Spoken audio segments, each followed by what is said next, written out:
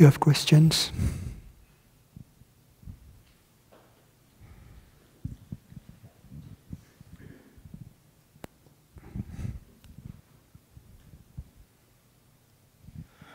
Hello, Francis. It's Dylan again. What? It's Dylan here again. Hello. Yesterday, you made a comment about Einstein. He says, well, this is what I heard, that God doesn't throw dice. Doesn't play dice. Doesn't play dice. Can you, that kept me up last night. Can you please extrapolate a little bit more on that? I'm not really, it's not really about what we are talking here. But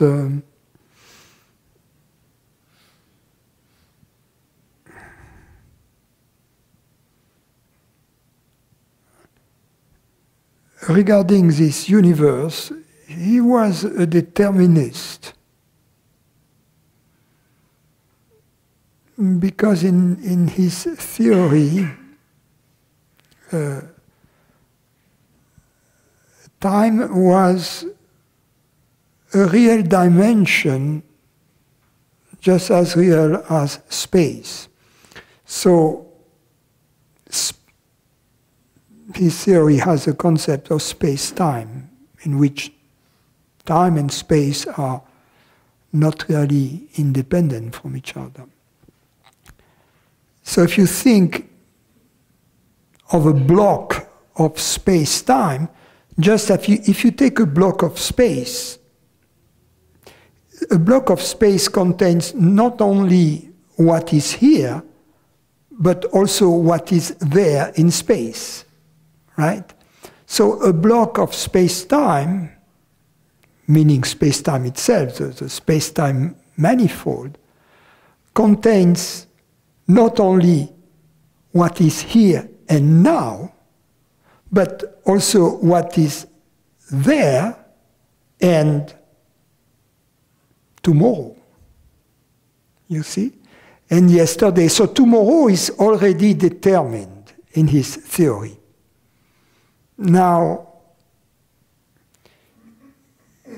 in quantum mechanics, the other branch of physics, the theory shows a level of indeterminacy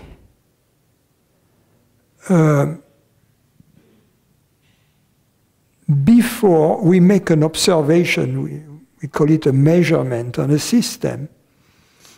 The system, the outcome of this measurement is not predetermined. So that flies in the face of Einstein's theory. What is determined are, if you will, the probability that the measurement will give this outcome, and then the probability that it will give that outcome, etc. But which outcome the experiment, the measurement is going to give is not known until we have made the measurement. Therefore, and it is not that we don't know it because it is hidden in the system somehow, but it's already there. But we don't know it because it is not determined yet up until we make the measurement. Is that like that cat in the box?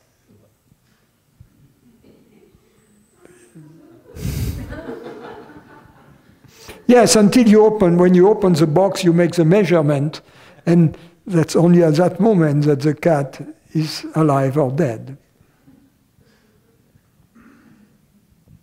Thank you for that, Francis.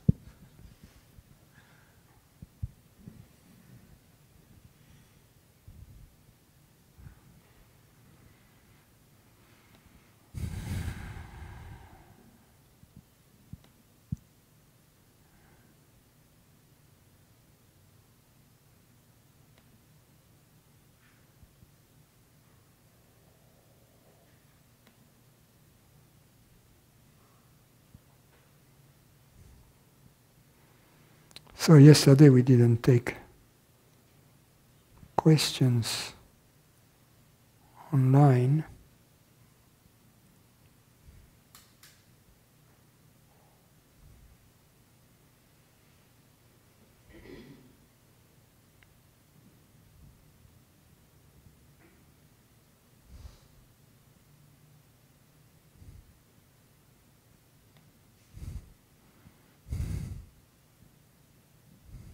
Magnolia. It's a long question.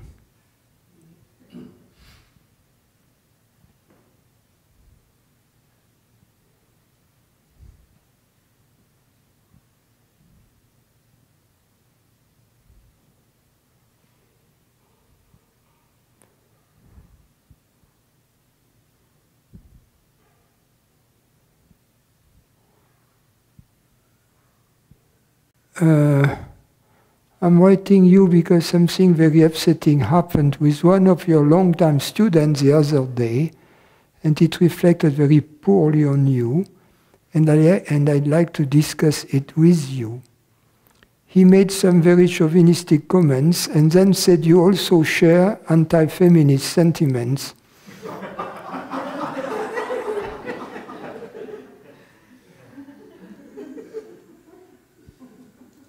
Along with the support of the current misogynist and xenophobe, among many other incredibly horrendous qualities in office. I knew you and your wife have very right-wing leanings. When I first came to see you and actually enjoyed and was entertained that people who are technically inhuman in my book can also wake up. No, I don't think all right-wingers or conservatives are inhumane, and no Republicans were originally the rebels and anti-establishment types, but we all know it's all a disgusting charade. My likes and dislikes were challenged, and I welcome that. I also really enjoyed your poking and prodding at people's boxes of limitation with beliefs, and here comes the but. When it comes to basic dharmic values, anything which is a detriment to the planet and half its inhabitants as women is flat out outrageous, especially in a spiritual context and for someone like yourself who cares deeply about animals.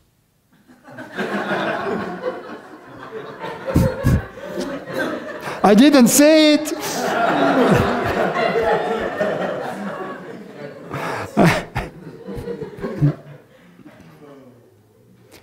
And not only that, but dangerous, I feel, for an aspirant.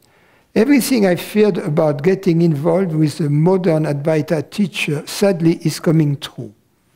Yes, the world will always be the world in suffering, but adding to this, especially as a spiritual teacher who has extreme influence on others, feels horrible. I also know some of your old-time students left when they saw the support of the current administration and wonder why this has never been discussed publicly, since you do discuss these things publicly in satsang. Yes, this is all worldly stuff, but it is directly influencing undharmic activities. One must take a stand. You had said it doesn't matter which party is at play as long as the party is spiritual, that is what matters. In this case, there are no such assumptions. And yes, God knows the underbelly workings of why this is all happening. Trump could just be ushering in the Mahabharata of this age, but it doesn't mean a spiritual aspirant especially should be in support of it. Could you please tell me why you share anti-feminist sentiments and support this party? I don't know why, because I don't share anti-feminist sentiments, neither do I support this party, nor like you, unlike you, the opposing party. I don't vote. And I don't like very much politics. I see, I mean, when I listen, and by the way, I read the New York Times and I listen to Fox News, so I hear both sides. And when I listen to one side, I'm disgusted about the other side, and conversely. And I have no clue. I have really no clue. You see, I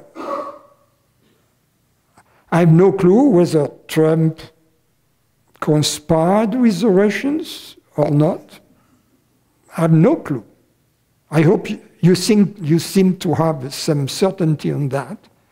And I have no clue on the other side whether they spy on Trump campaign with nefarious intention. In other words, for political purposes, because they wanted to prevent Trump from having access to office after, and then they wanted him to be impeached. I have no clue. And I'm open to any outcome. And, regarding my anti-feminist, I mean, there are things in political correctness that are ridiculous, and I make fun of those. When I arrived in San Francisco, I was told by a feminist that we shouldn't use the word history, but we should rewrite it as her story. So, for someone like me who likes languages, you know, Latin, ancient Greek, and so on, the word history has nothing to do, etymologically, with his or her. So I don't condone stupidity, and this feminist position was really stupid. And I'm just mentioning this one. So I'm not anti-feminist, I am anti-stupidity, whether this stupidity comes from the left, from the right, from the middle, or from an external galaxy. You see? So, to sum it up, I don't vote, but I'm very much in favor of absolute equality among gender, race, social preference. I'm not against gay marriage, I'm in favor of it.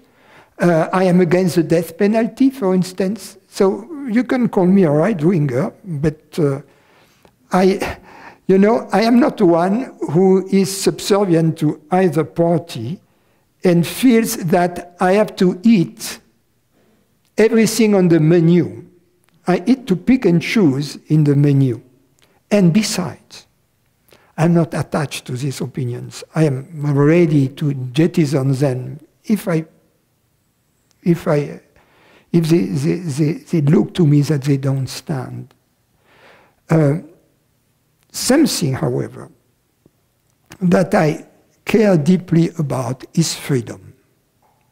For me, that's a prerequisite for happiness, and we live in an extraordinary moment in history and in the West, in an extraordinary place, where we can speak freely, we can have these types of meeting without being burned at the stake or having our throats sliced, right? And I think I value that above anything else. Because we share all the same consciousness, as Atmananda Krishna-Menon used to say, that's perfect and absolute communism. We have in common, we are all equal, we are not equal, we are the identical self. So already racism and all kinds of sexism goes down out the window when we understand our common ground, you see. But it goes out the window at a very fundamental level in which there is no struggle. This, to see everything as a confrontation between left and right, between feminist and anti-feminist, is playing, comes from ignorance, you see. It is, I am on the side of freedom of expression. What is going on in our campuses right now is stupid. I used to be a liberal in my youth, and we shared very different values, among which was equality between men and women, and also the right to express ourselves freely, and the respect for the same freedom for other people, even if they had the most outlandish ideas that we were vehemently against. So I am very much in favor of critical thinking, of open conversations, because it is through this freedom and this acceptance of other people's ideas that we reach the truth. As a scientist, that's how we do it in science. You know, peer review, freedom, transparency of the data. You know, the freedom from others to challenge a theory, to challenge an opinion, without any resentment. In fact, a true scientist is happy if his theory is challenged by another scientist. Because there is no, because the goal is the promotion of science. So in politics, the goal should be, you know, the wellness of mankind, and the wellness of mankind, in fact, is directly related to its spiritual progress, not to its social progress, not to its economic progress, not to its religious progress. So I hope that answers your question. And I will keep making fun of stupidity wherever I see it, on the left, on the right, or in the center.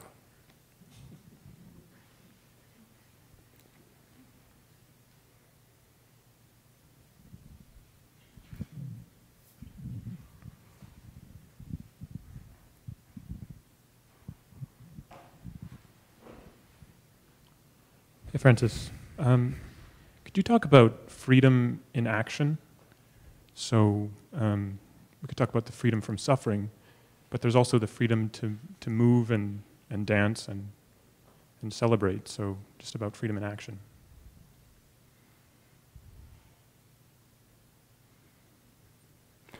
There are two kinds of freedom. There is a freedom from, and there is a freedom to. The freedom you're alluding to is a freedom to, right? And what we talk about here is foremost freedom from. Our true nature is inherently free. It is not affected by the events.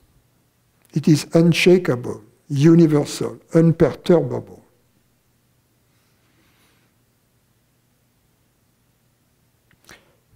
That's the absolute freedom. At the same time, our true nature is also that which creates all of this stuff that we are witnessing. So it is also free too. It has the freedom to create. And it is also that which creates our own thoughts and questions and decisions. Even the most stupid ones are God created. So I often says that God is a woman, but in this case I'm not going to say it.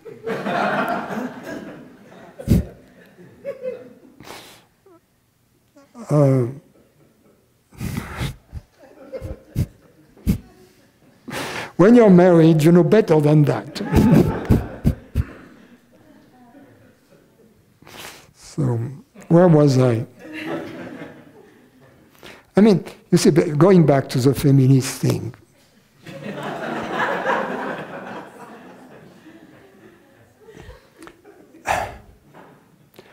You know, I think that men and women, we should still be like children on the meadow. You know, we enjoy teasing each other as kids in the meadow, among, you know, like brother and sisters. That's how we should be among ourselves, you know. It's fun, you know.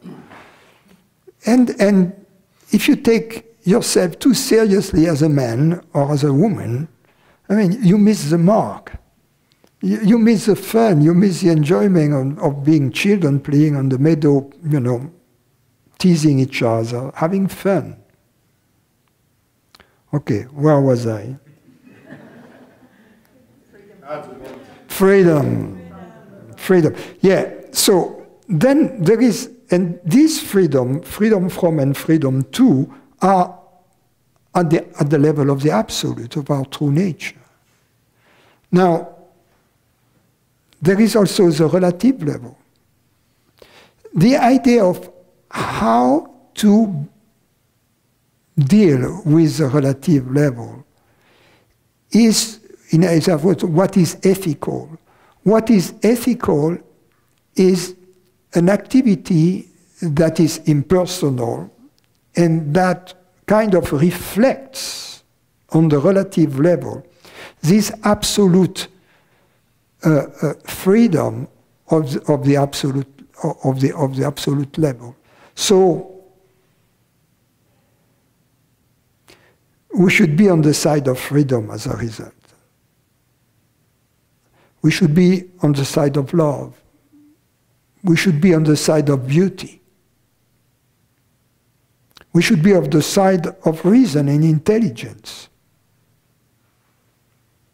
And that's why freedom of expression, freedom of debate, freedom of challenging other people's ideas are important, because they are on the side of freedom and they are on the side of intelligence.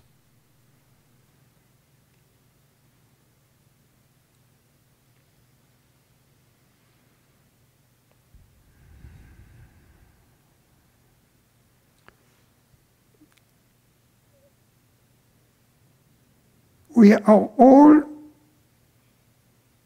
all come with a package. Challenges, and challenges also that life presents us with. And when the spiritual understanding about those challenges is that there are yoga exercises that take us to the truth, the purpose of which is to take us to the truth. The purpose of which is not to make us miserable, but on the contrary, to take us to the truth. To grind us, to grind our sense of separation. To dissolve us into the universal. To grind our resistances.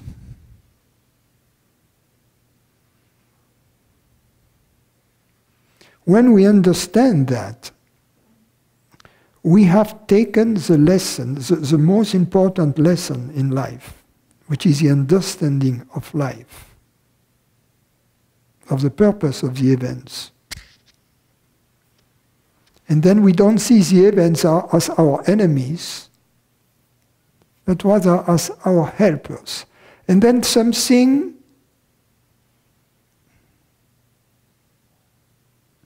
in other words, what happens then is that we stop fighting against the universe. And when we stop fighting against the universe stops fighting against us. And in a fight against the universe, what are the odds that you that would win? You see? So when we understand how the universal game is being played, instead of fighting the universe, we smile at the universe and the universe smiles back at us. And we discover that our freedom and the freedom of the universe are in fact one. They are no longer at odds with each other.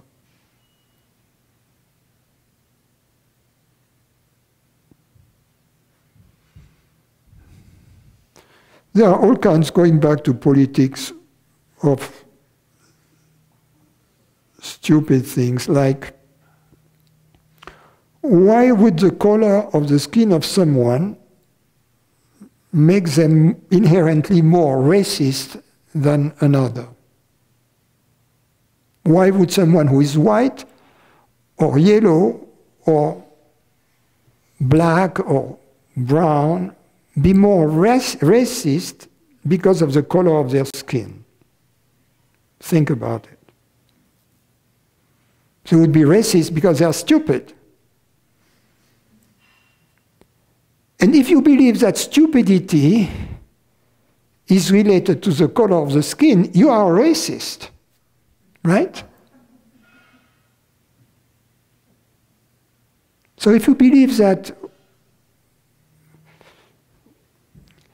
Indians are more racist than Spaniards, you are a racist.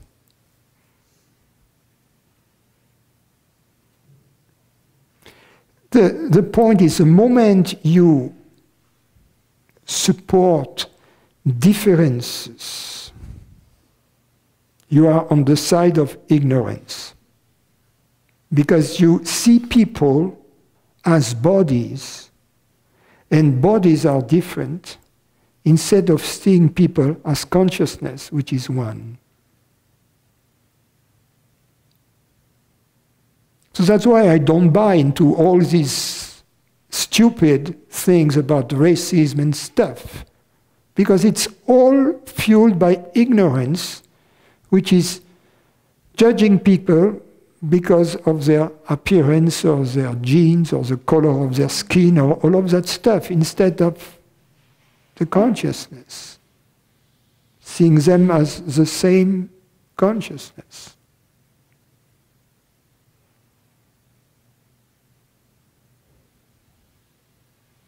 Or seeing them as their gender. That's equally stupid. And I am very aware that what I am saying is politically incorrect, and I love it.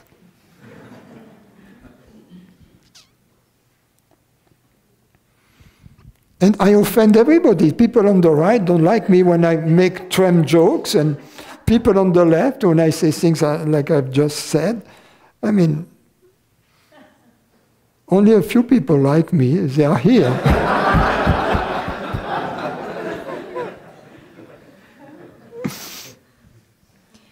Francis, as I think about being universal consciousness, then it seems to me that means that I'm not Catherine, a woman, a wife, a sister, a daughter, but my experience is always reinforcing those identifications. So how so? Well, people call me by my name, and they, refer to me as I'm their sister, or etc. So, and people respond to me as a woman, etc. So, what's the best way to go beyond those identifications? Don't trust people. Because they are the only exception. You see? What you say is true. Most people, they will seem to confirm to you that you are a separate person, because they believe to be separate persons. So, if you, for the time being, if you eliminate people, not eliminate.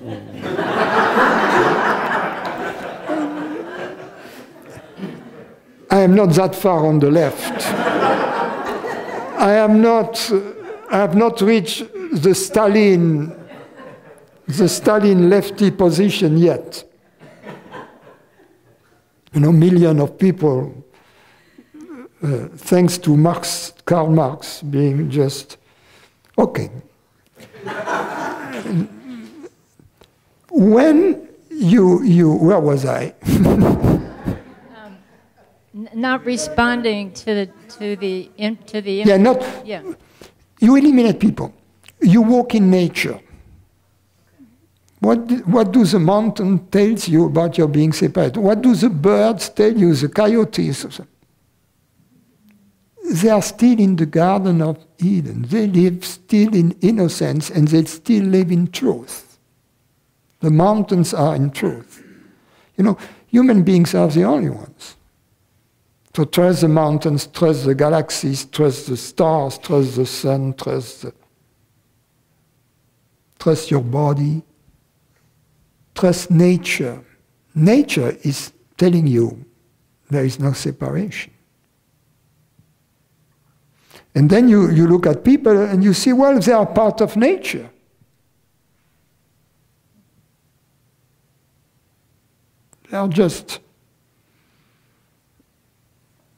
They just believe to be objects, separate objects. And it is true to some extent that they are separate body or separate particles, to some extent.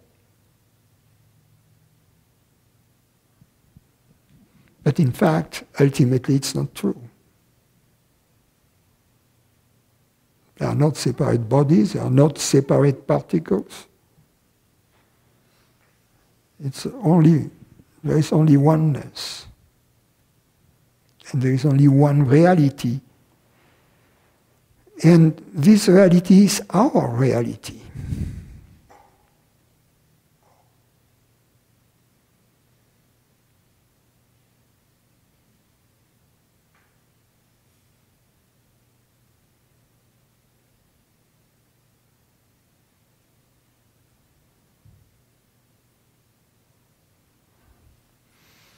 Okay.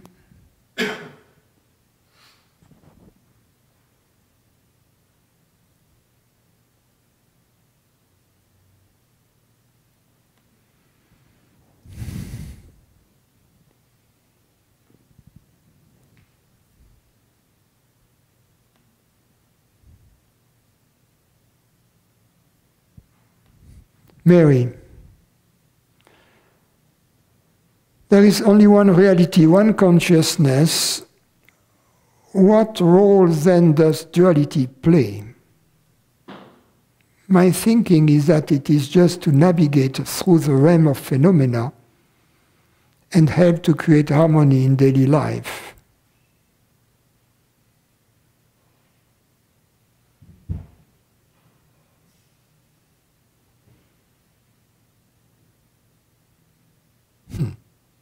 This question has something strange in it.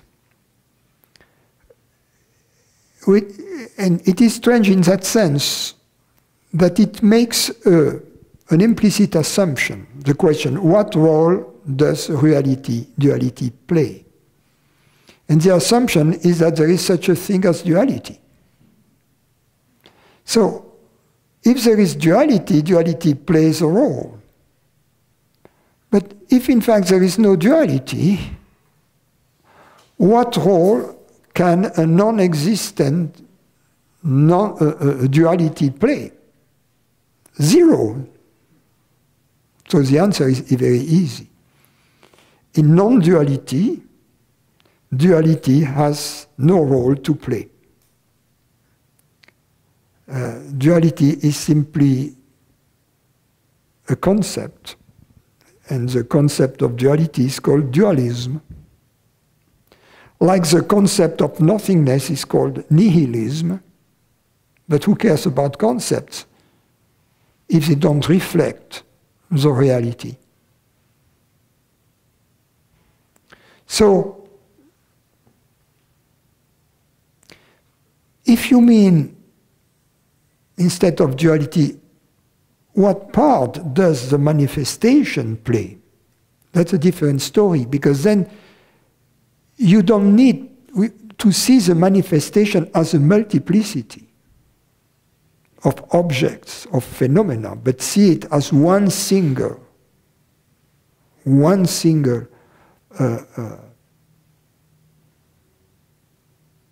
emergence, one single display. And then the role is celebration. It's celebratory. We enjoy it. People enjoy it so much that they don't want to die. They want the show to keep going on. So that's the obvious evidence that they are enjoying the show. When you go to the theater, if the show is lousy, you leave.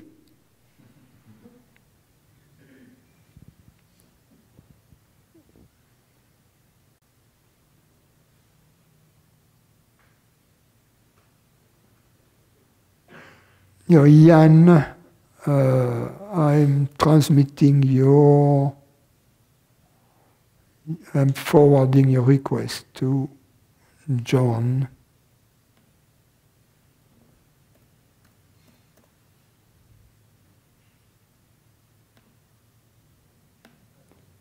Yes?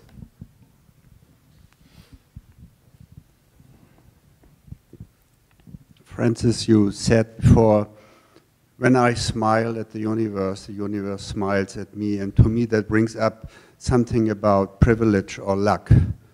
I have the feeling that I am very privileged that I can be here in this relative freedom that we have.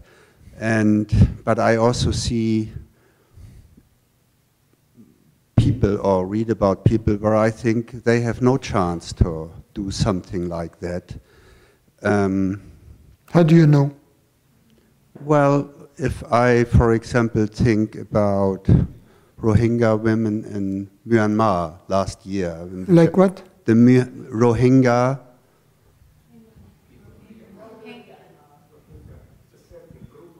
Yeah. Yeah.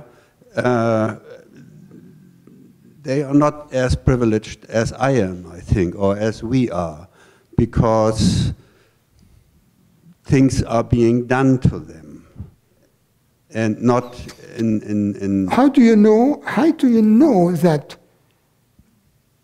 in their context, the one who are interested in the truth don't have the opportunity to have access to it? You see, there is a story that was a book that was written by a French guy. He was in the French resistance during the war. He was blind. And he was caught and sent to a concentration camp. And over there, he met another guy who was there, another French guy who has been sent by the Germans to a concentration camp, because he had a strange belief. He was a Christian Scientist. Once in his life, he had made the trip to Boston, the Christian Science. But he was a sage, in fact. And the commodity that was the most appreciated in the camps was apparently space, because everybody was like confined. And there was around this man space would create itself, because he was so much respected by his companions. So this young man, this young blind man, had access to the truth through this man, who was, of course, killed. One day, he didn't show up, and they knew what had happened to him. So even in this circumstance, which is hard to think of something worse, he had access to the truth. In India, they say, when the disciple is ready, the master appears. And otherwise, it's a very materialistic view that says, because of material conditions, the spiritual path is obstructed. That which obstructs the spiritual path is not the material conditions. It is our materialism, which is something very different. The materialism of the society we live in.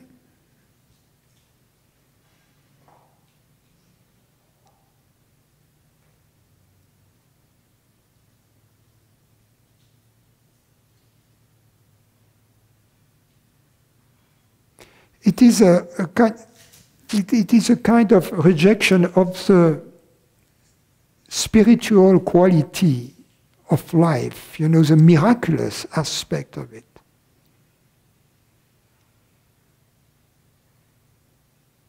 There is something miraculous in the appearance of the teacher. In my case, it was miraculous.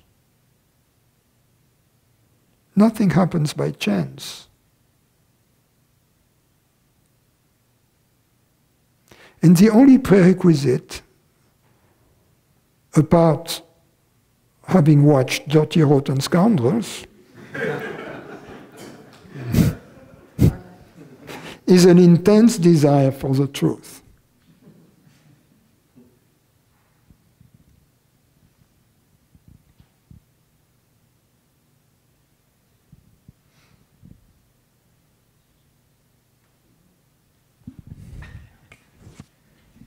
Francis, along that line, does everyone have the option to pursue the direct path, or are there people who would need to go on a progressive path first?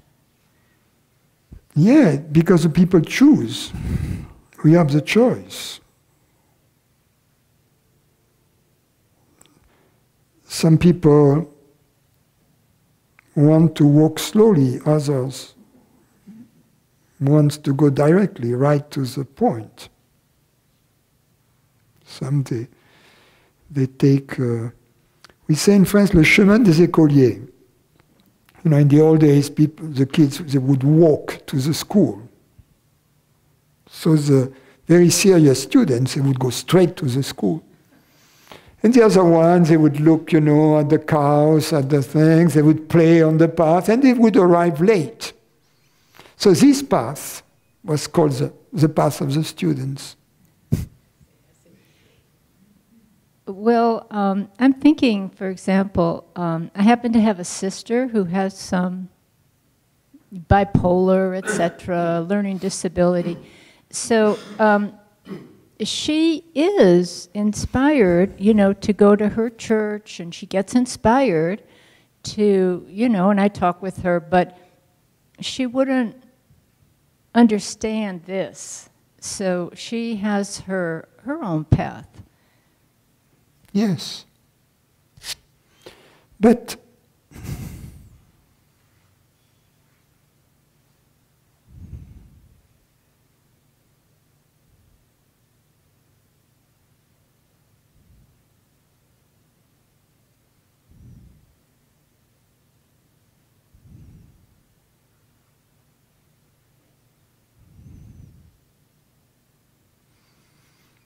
there are many kinds of understandings. Some people understand with their mind, some people understand with their body, for instance, with their feelings, with their a different level. So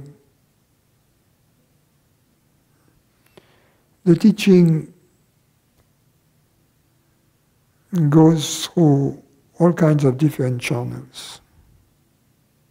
That has been my experience. And the one that goes through this intellectual understanding is only one of them. It is for those who are open to it.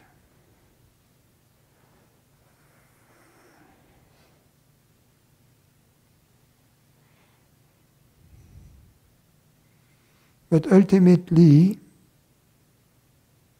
even that is not sufficient to really enjoy the fruit of the understanding. We need some to go deeper, and in my case it was satsang, which means the association with my teacher. To hang out with him and to hang out with like-minded friends. That's why in these retreats, the teaching doesn't go just through the words, but all the people who are here, the beauty, the laughter, the freedom, all of that is important.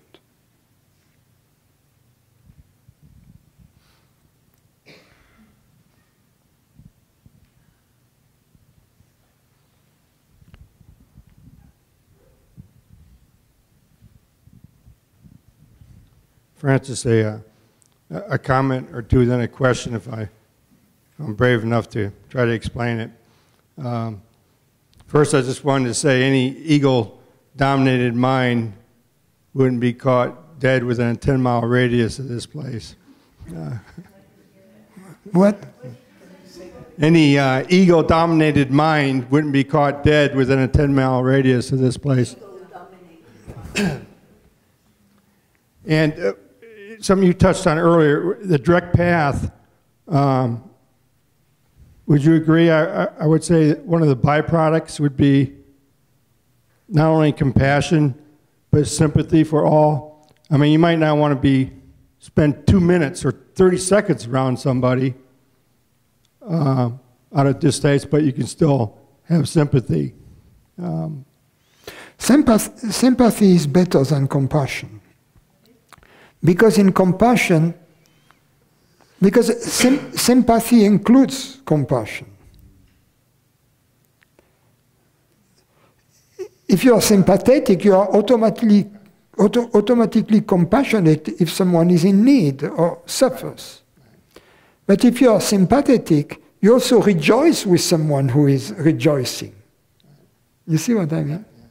So it's more important, it's more general, because if we limit ourselves to compassion, we have a very grayish outlook at life. You see what I mean? We see only the death, the suffering, you see what I mean? And where is the room to celebrate and to enjoy? You see, my teacher used to say, I respect the Buddhist view or the Catholic view, about, that's a valley of tears, that's, a place of suffering. But he would say, I'm paraphrasing, I don't remember, but he would say, it's not my cup of tea, basically. He was more on the celebration side. Of course, if someone is in your presence and needs assistance, of course. But don't forget to, when time comes, to also to crack a joke with this guy. Yeah. Right. And the question, if I can somehow convey this, is I've heard, and I can't remember who said it, but it's the passage, the world is illusion, only Brahman is real, Brahman is the world. And I heard that many years ago, and it's always been like a koan. You know, the first two lines, okay, but the third one, just, just like a koan, make your head hurt. But if I had to explain that now, like experientially, I would say, or am I on the right track here? To start with, if you start like what you mentioned earlier, the matter model, matter and mind, you know, the objects, 10,000 things, the traditional view, but then at some point, the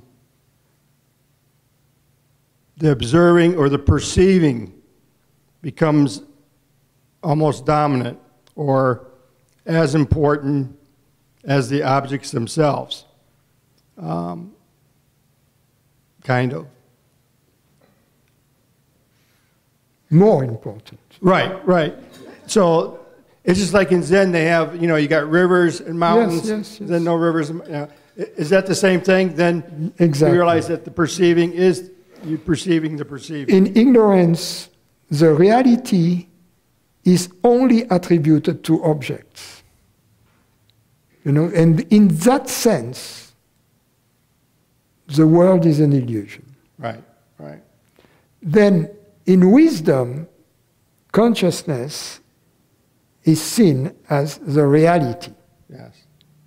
But then, everything else, because it appears in consciousness, is made of consciousness. So everything else is Brahman. Right. So there are the three steps that correspond to ignorance, avidya. Then this pure consciousness experience, nirvikalpa samadhi. And then the natural state, sahaja samadhi. Yeah, that's in the Indian tradition, but you find that also, of course, in the other traditions. Sahaja samadhi, the natural state where everything is Brahman, everything is... Yes. I was almost afraid to ask that question. You'd have a tough time explaining that one on the campaign trail. You really would. If you think, for example, if you take other tradition, Jehovah, right? I, E, O, U, A. All the vowels, meaning the verb, the verb, all the vowels means a creation. Yes. You see? That's the verb of God, is the creation. So the name of God is creation. You see what I mean? Which shows the inseparability between the creator and the creation. Yeah.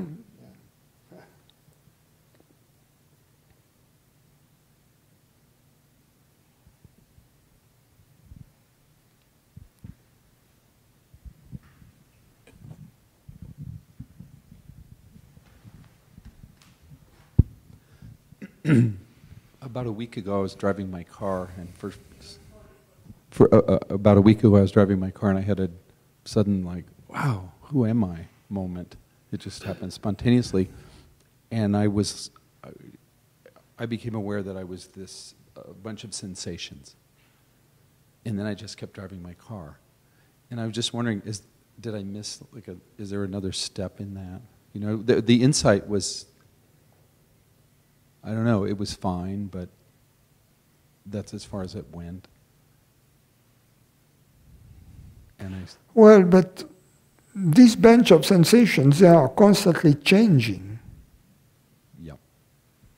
But what we have only one pronoun, I. Therefore, I refers to something that doesn't change. It refers to this part of our experience that is, as I say, as a physicist, invariant.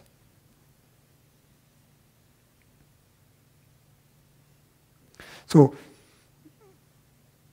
it's not that I am the sensations. The bodily sensations are part of me. They are me in that sense that they are part of me, but they are not all of me.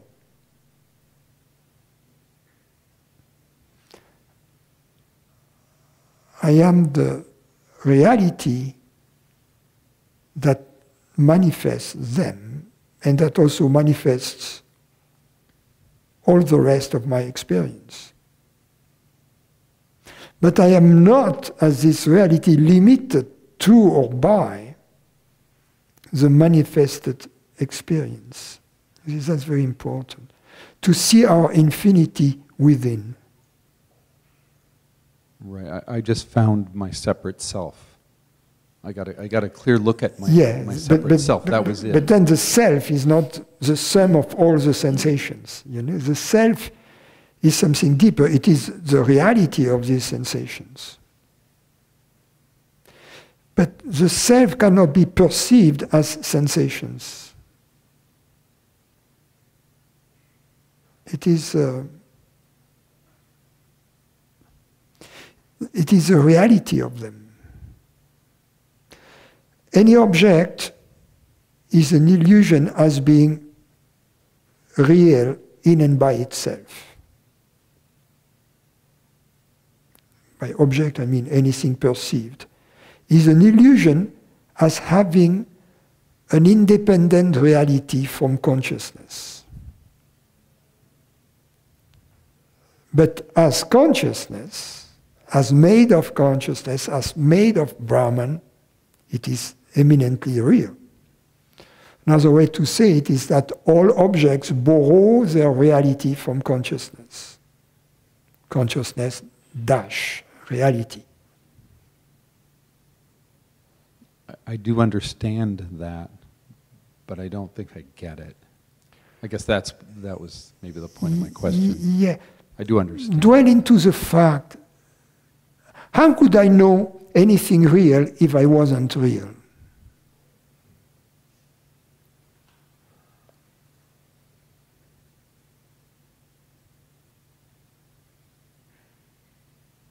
That's for people who, if people believe that reality is what they perceive, and assume that they themselves are not real, how could something which is not real perceive that which is real?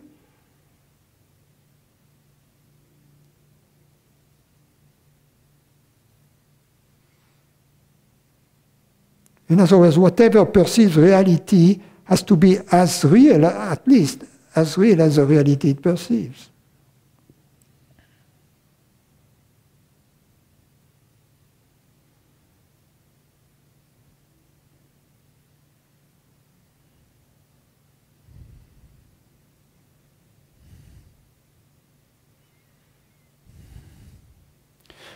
We have lost sight of our own reality, you see. We believe to be strange cases,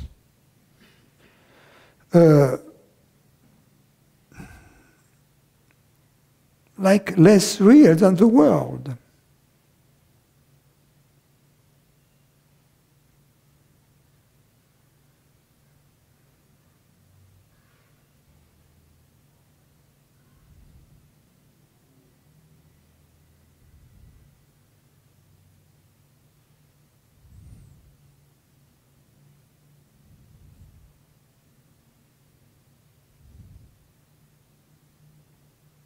I will contemplate.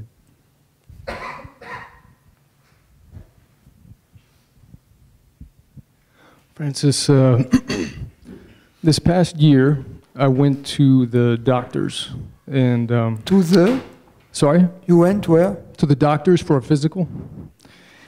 And they mixed up my blood work for some reason. I don't know what happened, but I got this email from my doctor. You have to come right in. There's a very serious condition. And I felt the sense of impending doom return. Yeah. And but so after it was all cleared up, you know, we made a mistake, blah, blah, blah. I started... Susan. Yeah, well, Yeah. I started thinking to myself that there must be some hidden belief system there due to this lack of peace with the potential outcome. And I searched very hard, as I've done many times, and frankly, it didn't take very long. I realized no substantial beliefs there, that consciousness is limited. So my conclusion was that simply the insight into the universal nature of consciousness has not yet dissolved residual fears of death. And I wondered if you had a comment on that. Well, when something happens like that,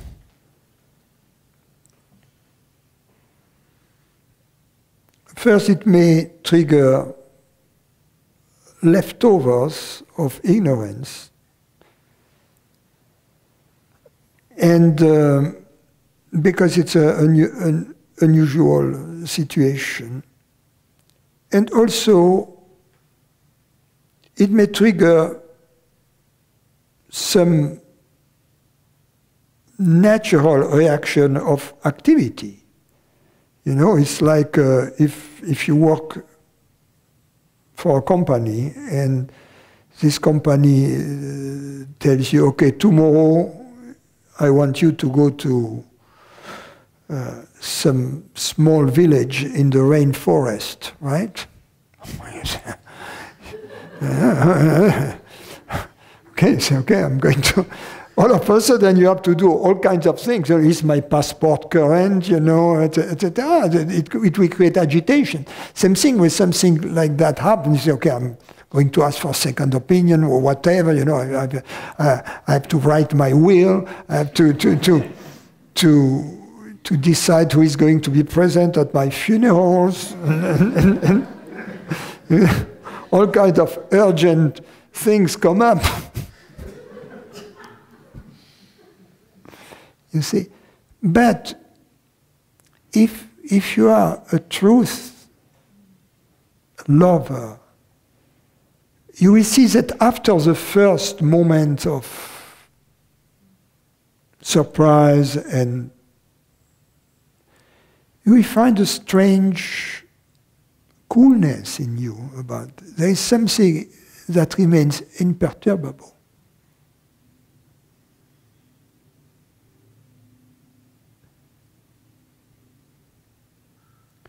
There are the psychologists in psychology, they describe when someone is diagnosed with a terminal illness, they go through all denial, acceptance, whatever, and all these steps. But if you are in a truth lover, all these elements may reoccur, but very, very fast. You don't spend. You come to acceptance and peace very quickly.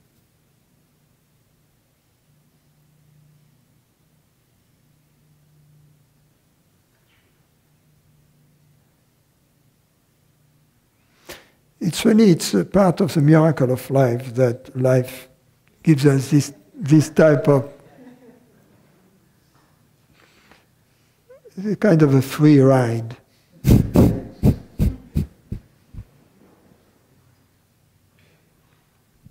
Thank you.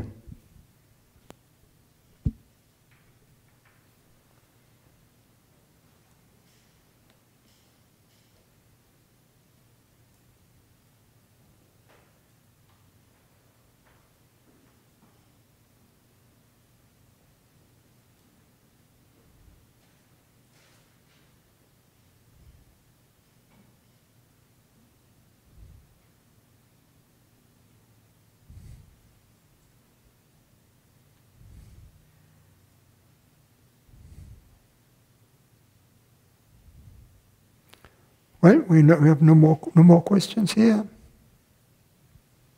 Thank you.